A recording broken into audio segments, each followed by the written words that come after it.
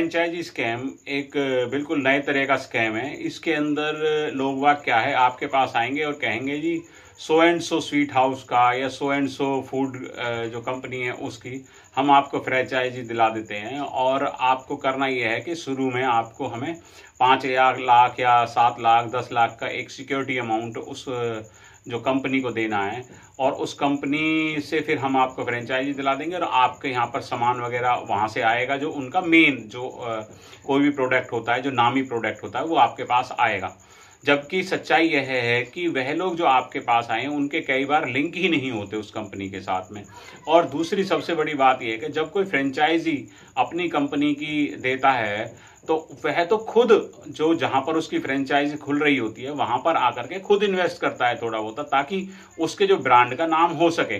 वह आपसे पैसा लेकर के आपसे और चीज़ें या किसी और रूप में फाइनेंशियल सुविधा लेकर के आप के जो जहां पर आप फ्रेंचाइजी जहां पर खोल रहे हैं उसको कम थोड़ी करने देगा। क्योंकि अगर आप जो रुपया उसे देंगे 5 लाख या 10 लाख रुपया, जो आप वहां सुविधा बनाने पड़े वाले हैं उनमें तो कमी आ जाएगी ना।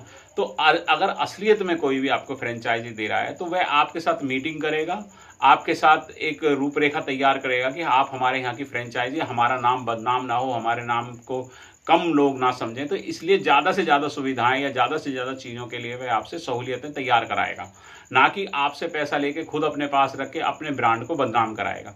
तो सबसे पहले तो यह ध्यान रखें कि इस तरह के आने वाले लोगों से कभी भी डील ना करें।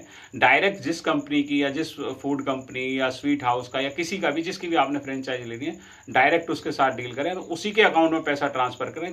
क्योंकि अगर आप सीधा अकाउंट में उसी के में पैसा ट्रांसफ़र करेंगे तो वो देखने लायक होगा। और अगर आपके साथ कभी भविष्य में किसी भी तरह की बात होती है, करार टूटता है, तो वह पैसा आप वापस लेने के हकदार हो जाते हैं। अगर आप रुपए को इधर या उधर कहीं पर डालते हैं या किसी भी जगह पर ट्रांसफ़र करते हैं या कैश के रूप में कोई यहाँ पर आप डील करते हैं, तो वह रुपया आप लेने के हकदार नहीं हो पाते।